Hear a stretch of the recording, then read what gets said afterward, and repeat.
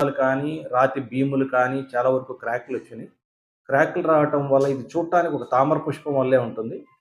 దీనివల్ల ఏమైందంటే, అది కూలిపోకుండా ఉండటానికి ఇంజినీర్ వాళ్ళు సూచించిన మీదట కొన్ని గట్టర్స్ పెట్టేసి టెంపరరీగా దాన్ని అలా నిలబెట్టి ఉంచాము. ఇప్పుడు వీటన్నిటిని ఒక్కొక్క దానికి వాటికి నంబరింగ్ ఇచ్చుకుంటూ మేము తీస్తాం ఆటిల్లో. ఆ కాలంలో వినియోగించినవి కనుక చెక్కుచెదరకుండా తీసినప్పుడు చక్కగా వస్తే వాటిని తిరిగి వినియోగించడం జరుగుతుంది.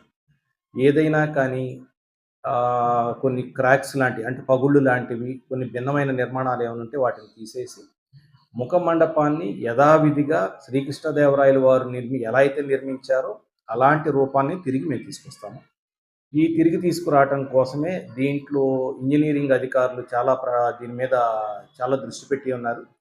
అలాగే ఈ కాంట్రాక్ట్ చేసే వారు కూడా చాలా శ్రద్ధ కలిగిన వారు, అలాగే నైపుణ్యం కలిగిన వారైతే మాత్రమే చేయగలుగుతారు. దాంతోనే మేము సంప్రదించడం జరుగుతుంది. రీమోడలింగ్ అనేది లేదండి. చక్కగా మొత్తం అంటే ఉన్న నిర్మాణం ఇప్పుడు ఎలా అయితే ఉందో అలాంటిగా చక్కగా ఎలాంటి ఇబ్బందులు లేకుండా క్రాక్స్ కానీ, గట్టర్స్ కానీ లేకుండా చక్కటి రాతి నిర్మాణము. శ్రీకృష్ణదేవరాయలు వారు 200 సంవత్సరాల క్రితం ఎలా నిర్మించారో అలాంటి నిర్మాణం మళ్ళీ భక్తులు చూడటానికి అవకాశం ఉంది.